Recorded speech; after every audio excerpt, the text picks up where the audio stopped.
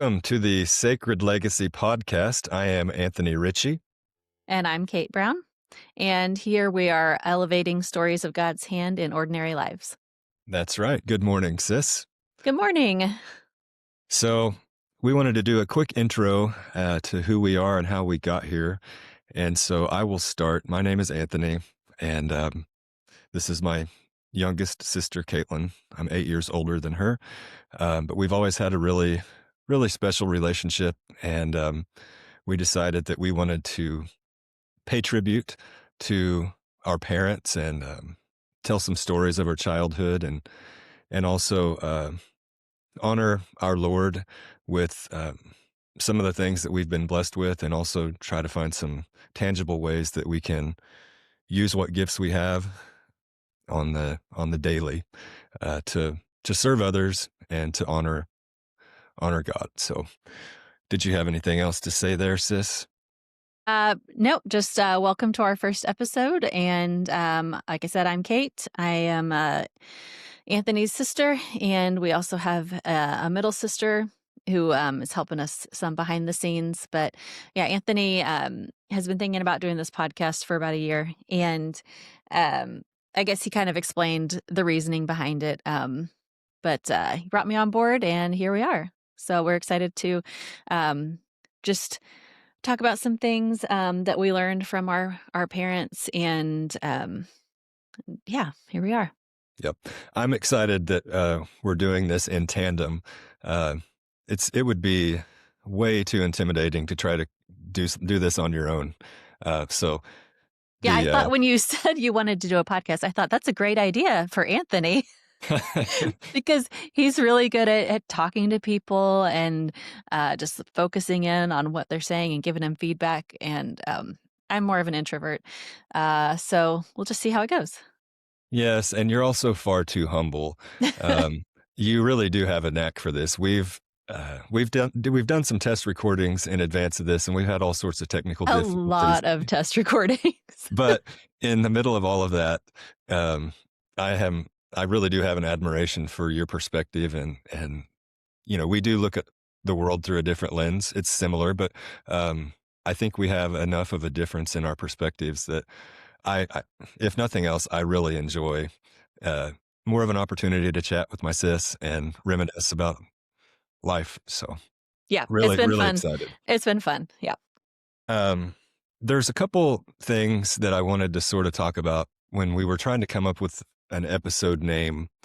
Um, at one point, I thought about calling it Anchors, because there are a few things that happened in my life that, because of the example of other people, really kind of solidified my faith. And I want to say for sure, I have not always been as faithful as I should have been, and I think that's the case for everybody. But some of those things really, really got my head back in a right space, and it was people demonstrating faith in some difficult circumstances. And because of that, I think it did help me maintain my foundation. And now that I'm older and, um, we are without both of our parents, we might as well get that out there. Um, we know that they left a legacy through us. And so the name of the podcast Caitlin came up with, and I think it's perfect. It's Sacred Legacy. And really, really just want to acknowledge how fortunate we were to have the legacy left for us that was, and we want to pay that forward. We want to continue that through our own children and our mark on the world with others. So I think that really captures the essence of what the purpose is of this. Yes, I agree. Yeah, we don't want their lives to have been, for nothing. There's a lot of people they touched, and are still hearing stories about that. And yeah, we want to continue that trust in God, no matter the circumstances, because we're not promised good times always. There's always difficulties, and just demonstrating faithfulness in those is really impactful. Um, One thing too, I wanted to go ahead and mention about Caitlin is that she really is far too humble. She is a mother to four, uh, ages nearly six, I guess, nearly 16 down to four, Almost, yeah, almost 5. almost five. And so she has a lot of responsibilities to juggle, and um, her finding time to do this in between the busyness of what her days require. Um, I can't say enough how much I appreciate it. Well, it's been fun, and it gives me a little bit of a break and a creative outlet because I definitely need that. So, Mhm. And of course, you are writing books at the same time, so um, theoretically, there's you've published there's four. I have. Yeah, there's one in progress, but it has been, the writing times have been few and far between lately, Yeah. but, seasons of life, so Yeah. So I did want to tell one story of an anchor that happened for okay. me. Um, this is probably the single most influential one that I can recall anyway. Um, when mom was sick and she was at the hospital and got some kind of unexpected bad news from a surgeon that was performing a case on her, and it really just kind of let the air out of the room.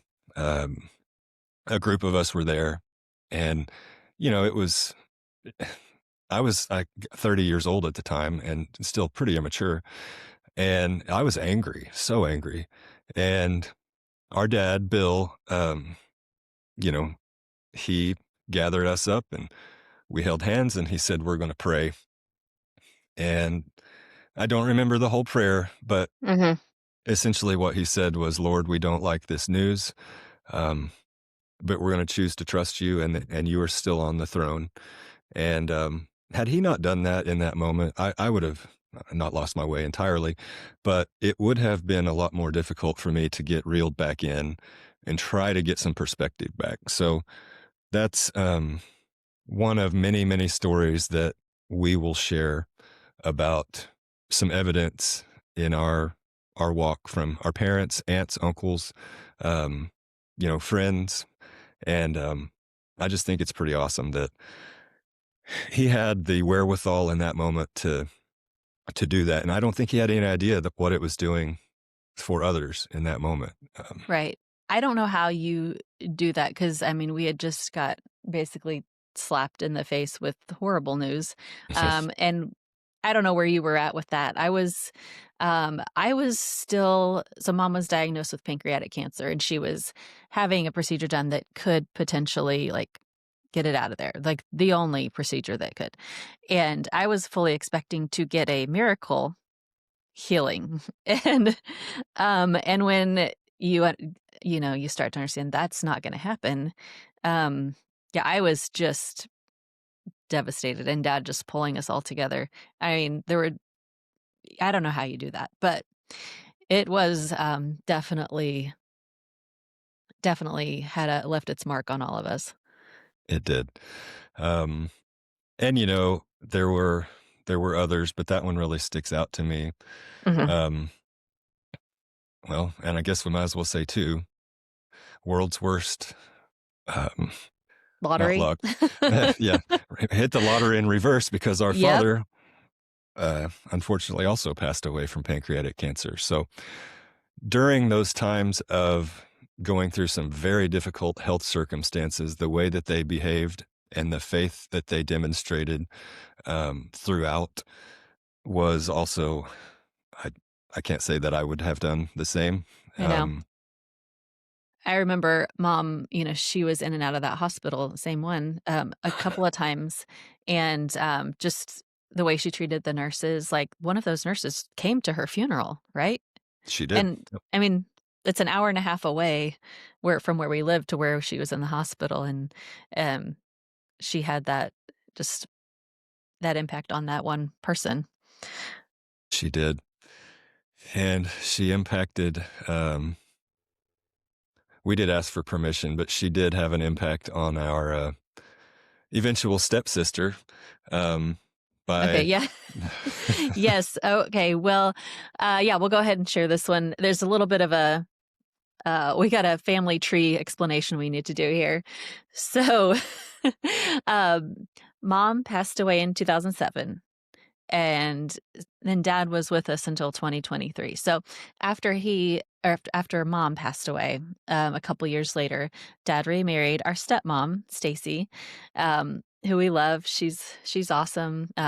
Still very much part of our lives, and we were all adults, but we also got two stepsisters, Candace and Cassie. Um, and, you know, letting our family expand like that really was cool. It was a blessing, and, we love each other. We still get together, and a while, probably a couple years ago, Cassie shared this story. So Cassie was in 2nd grade, and we're all from the same small town. And our mom worked at the elementary school library, throughout, my childhood. Um, and I'm a few years older than Cassie. She's the youngest of all of us. Um, but when she was in 2nd grade, she was having a really hard time just with life circumstances. Her parents had divorced. Her dad had moved away for a job. So she was really struggling emotionally, and that carried over to school.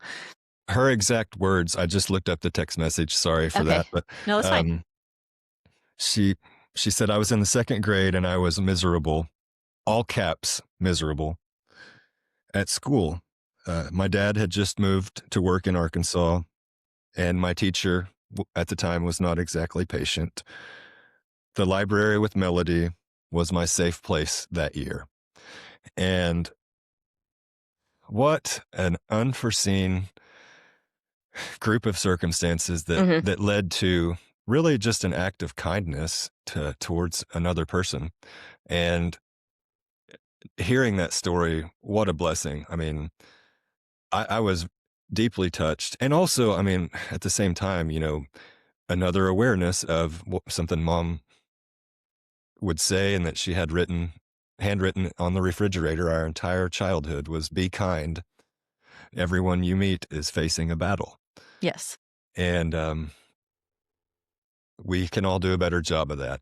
There's no Mhm. doubt.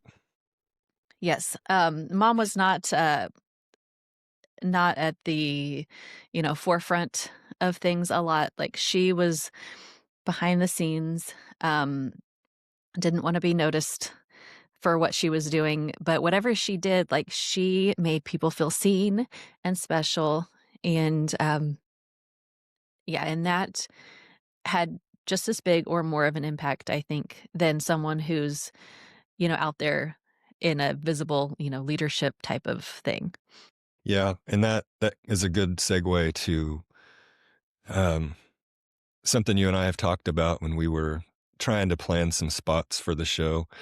And you mentioned something about when doing big things for God. Right. Um, and I don't think the desire to do that, there's anything wrong with that.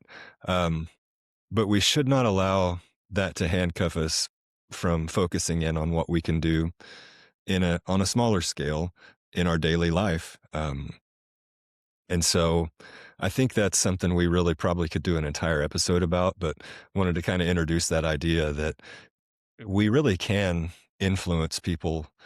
Sometimes we'll know what that is, which is great. Sometimes you may not, but Yeah. I think a lot of times we get stuck in the cycle of thinking that I have to find my purpose and it needs to be this big thing, or it needs to be my job that I go to do.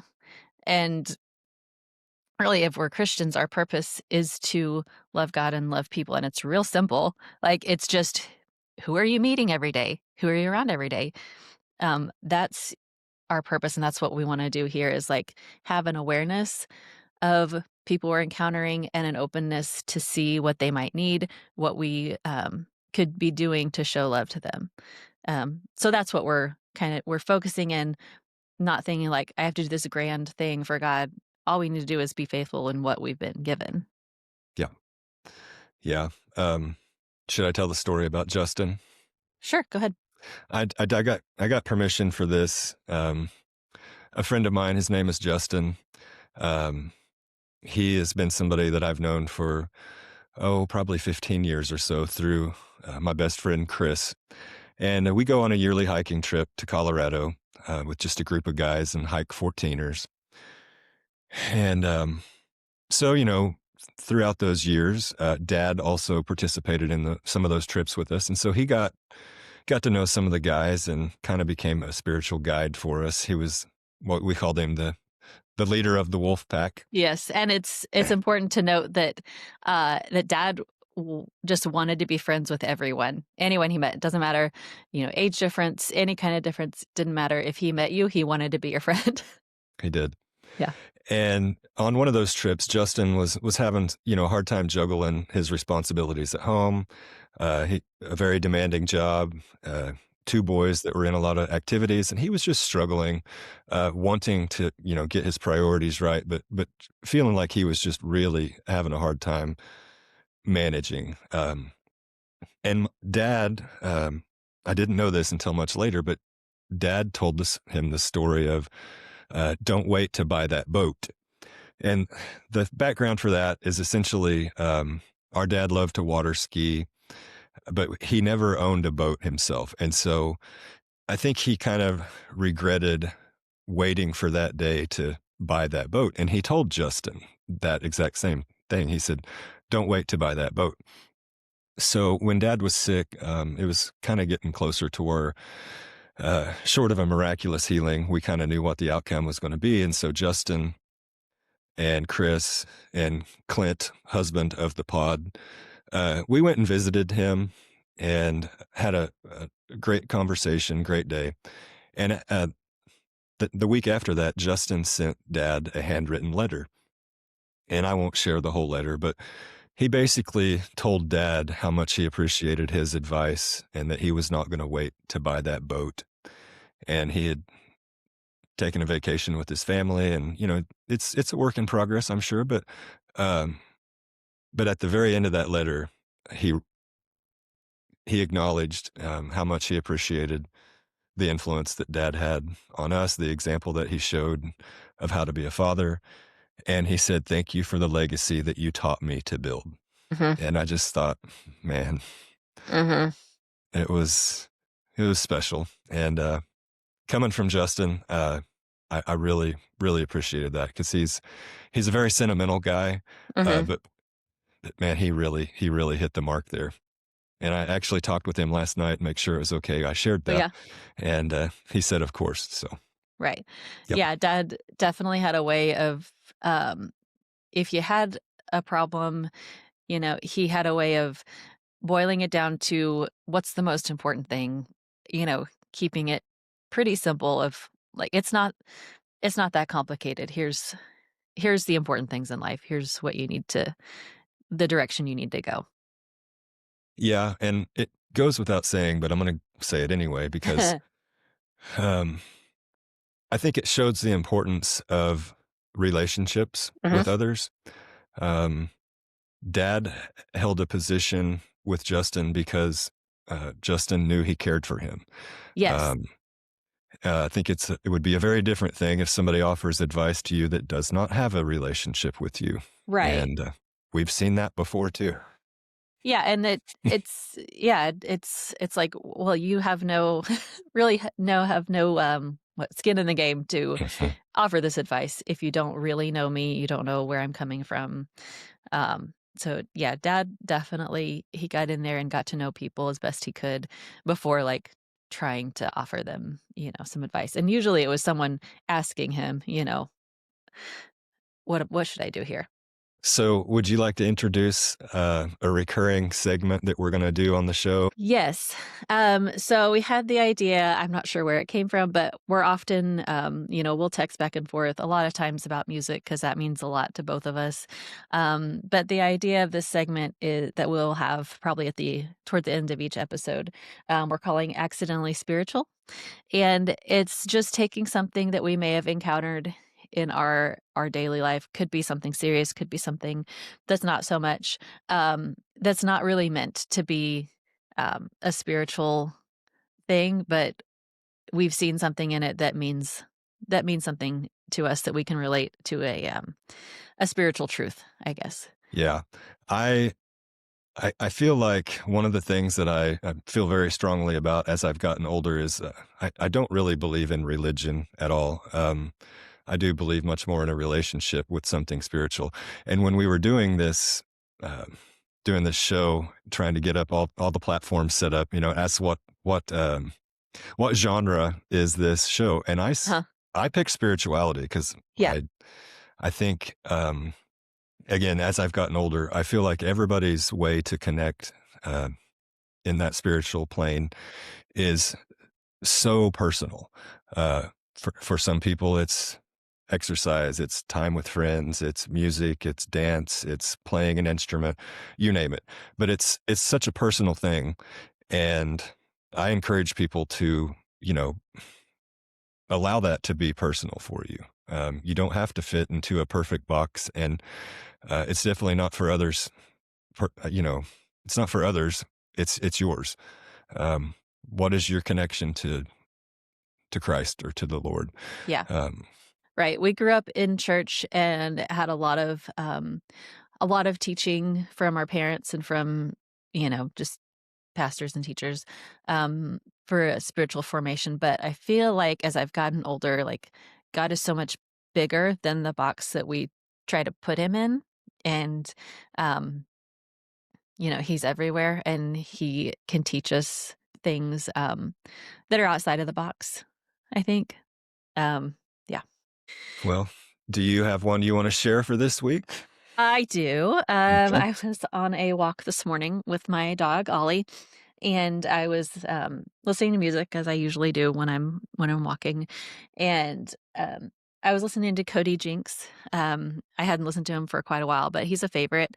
Um, and I was listening to the song "Same Kind of Crazy as Me." Disclaimer: it is an explicit song, just to be aware. um, but there's a line in it that I was like, "Oh, that's good." Um, but it goes, "There ain't a single thing we own to take us and take with us when we're gone. So I'll just walk the earth a while, lend a hand and leave a smile. And who knows how the whole thing ends? You can't tell me where or when. So I'll just pray that when I'm done, I'll meet the Father and the Son." And it goes on from there. But I had two thoughts about that.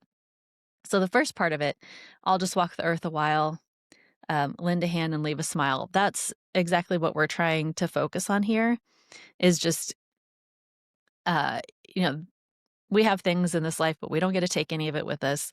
Um, but what we do get to leave is this like this legacy we're trying to leave of lending a hand and leaving a smile, seeing who's around you and trying to do some good with whoever you encounter. And there's a lot of bad in the world, a lot of things that can really get you down, and sometimes just a smile to someone goes a long way. Um, and the second thing I had, oh, sorry, did you have? I just wanted to tell you, my wife loves Cody Jinks, Mhm. and last night she was at the store picking up a prescription, and I was waiting in the car for her, and I was shuffling through music, and that song came on, so I paused it because it's her favorite song of his, and so I was playing that song for her when you called me last night. It's almost like it was meant to be. When you sent me that message this morning, I thought, wow, that was maybe that was accidental, or Yeah, maybe it or wasn't. maybe not an accident, maybe purposeful. Yeah. That's funny, it's so good. Um, oh, the second thing I had of that, like, obviously, he's not really writing from a Christian perspective, but, he's Cody knows say Jesus. does There's he? no doubt. Okay. Oh, Okay. he does. Yeah. Alright. Well, I he's don't know if there's no way he doesn't from the lyrics in the songs that he writes. He's really hard on himself. And in fact, if I could ever give him some advice, it was, you know, let God cover you with his grace, my friend, because yes, he is really hard on himself. And that's what makes him that such a is good true. songwriter. Yeah, I mean, there's some really deep emotional, yeah, stuff that goes on. Um, I think the only thing I wanted to say was says, "Who knows how the whole thing ends?" And, I think when I was younger, I thought that, faithfulness meant, like, certainty of what's gonna happen, and the truth is we don't exactly know, um, how everything ends and how things are gonna turn out, and we have faith, in the midst of that, like, because it's all a mystery, um, but, yeah, that's where, yeah, our faith comes in, and even if none of it's true, and I believe it is true that Jesus came for us, but even if it's not true, I think it's a better way to live believing that than not, and so I choose to have faith that God loves us and, has given us, good work to do here, and that's what we're gonna do. I agree. There is another Cody Jinks reference that, when I was playing that song, or I was playing a bunch of his music when I was driving dad down to Houston to go to Mm, MD Anderson, I did not know that. and, I cannot remember off the top of my head which song it is, um, but I'll come back to it another time because I just thought it was funny because oh, it's the song "Heavy Load," Well, yeah. and, at the end of it, um, he's talking about that verse in Revelation, "Behold, a pale horse appeared, and his name that sat on him was Death." I can't remember the exact spot in the Bible where it is, but dad had been asleep the whole time, and he heard that verse spoken, and he popped up and he goes, "Revelation," whatever it was, and I'm like, "So you like this one?" And, Oh, that's funny. I don't think I ever told you that one. I didn't know that story, no. Yeah, pretty Dad wild. knew his Bible so well. I remember do you remember I was reading to him, like, towards the end, like, he was in bed at home, like, couldn't even get up, and I was reading, I think it was Psalm 91. I'm, like, reading it out loud, and I couldn't finish because I was starting to cry. Dad, like, whispers the rest of the verse from Yeah, next to me in the bed. It's like, yeah. "How?" He did have a memory Yeah, somehow. yeah, he did. Yeah. Did you have something that was, accidentally spiritual this week? I have 2. Or okay, Uh, um, I was hesitant to tell the second one, but I think I will anyway, okay. um, with just a disclaimer, but the first one was, it's kinda silly. Well, it's not silly, but my Perfect, dog bring it on.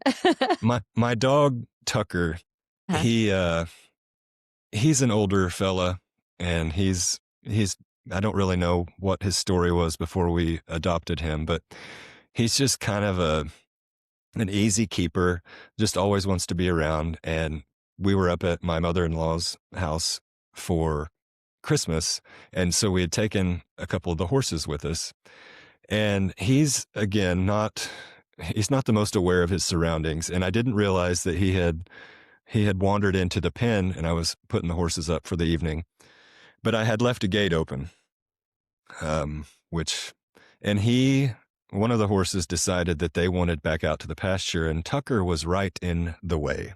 uh-huh. And so he got smoked by Mm. a left front hoof right. I mean, just domed him. Ugh, And then he fell over. I thought he was dead. And so I walked over there and he was out. And so of course I was upset. I was most upset with myself because I didn't close the gate.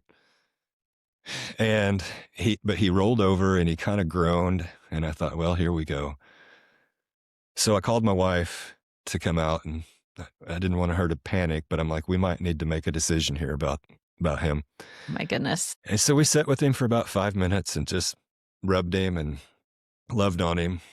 And I'll be darned if he didn't just pop up a few minutes later and walk off like nothing happened.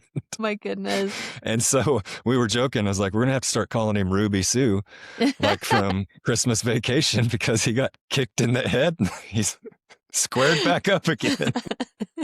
Gets kicked by a mule, back to normal. Yep. I don't know. And he's doing fine. He'd be right here beside me if he didn't make so much noise in the background. When you were telling me about that, it was pretty funny, like, I'm glad he's okay, but you said he was almost acting better. He It's was. like you power cycled your dog. Yes. Control Alt Delete restarted him and he's Turn good it to off go. and turn it back on again, and, he's better than before. I'm glad Yeah. Tucker's okay. That would have been Yeah. really, really sad. He's a sweet old guy. Yeah. Um, But then the other one that happened, and I wanna say this, I just wanna be careful because it has absolutely nothing to do with me, or my goodness. Um, so I would just wanna have a disclaimer on the front side that I want this to honor, I want this to honor God by telling this story. Um, so the other day, again, checking the horses, and I stopped by a convenience store to grab a couple things before we went home, and I was waiting to check out, and there was a gentleman in front of me that there wasn't really anything off or anything that seemed strange, but I just kind of felt this urge to kind of pay attention. And he was having some trouble with his debit card working, and the the kid behind the counter is like, "Hey, I'll cover it for you." And I just walked up and I said, "Hey, that's not necessary. I got you." And he said, "God bless you. Happy New Year. Appreciate you." And I thought that was going to be the end of it. So I got what he needed, and very little time went by from the time I finished checking out to when I walked out. And I was thinking, man, I don't know if I have any cash, but I remembered my mother-in-law had given me some cash because I never have cash, um, Right. for a reimbursement for a gift. And I was looking for this gentleman and I could not find him. And so I look way across the parking lot and there he is. And so I started walking towards him briskly and I just said, "Hey, sir." And he heard me and he turned around and he walked towards me. And I said, I just want you to know that I want you to have this. And I hope that it helps you. And is there anything else I can do for you? Do you have anything else I can do? And no, no, no. He said, I don't know what happened. I've been working. I get paid tomorrow. And I said, well, I hope you don't mind me saying, but I just want you to know that Jesus loves you and I love you too. And he gave me a hug and he said, "Thank you, brother. I appreciate that. And I hope you have a happy new year." It was such a small gesture and it really touched me. I was shook up for a little bit, but Yeah, when those kind of I things don't know. happen, yeah, it does something to you and you're kinda shaky and you know that something important just happened, even if it was a small thing. Yeah. I don't do that often, by the way. I um, but there was something there, and I sure was glad I listened to the urge that I was getting, and I hope that my friend's doing okay. I wish I woulda Yeah, got his name. yeah. Yeah, that would be so cool if you meet him again someday. I'm at that It's convenience store pretty often because it's either buying diesel or gas or snacks or dog treats. Yep. So Anything, anything goes. Yeah, I when something like that happens, yeah, it does something to you. Not that I mean, it's really easy to be cynical about giving something to somebody, like, um, but when you feel that urge, like, it's not about you, and it's not about even their reaction to it. It's about, like, being aware and listening to that prompting you get, right? yeah, I remember dad saying, if you ever do something like that, um, you know, trust that that gift would be blessed. It's not up to us to decide if somebody chooses to use that wisely or not. Give with a cheerful heart and ask God to bless that. And Right. so, yeah, because I know I can be cynical sometimes Mhm. too and a little judgy, and I'd rather not, but that's Yeah. part of my nature. It feels I mean, it definitely has to be, I think, a conscious choice to fight against that, um, against that, just that bent to look at things, in a negative light. Yeah, Yeah. yeah. This will be a recurring way that I want to sign off because I've told you before, but I don't know that we ever got off the phone with mom and dad or each other or our sister or our spouse without saying I love you. So I just want to say I love you, sis. And I hope that you have a great rest of your day. And I'm looking forward to continuing to do more of this. Yep, me too. I love you, bub, and, thanks for joining us, everyone. All right. Bye, everybody.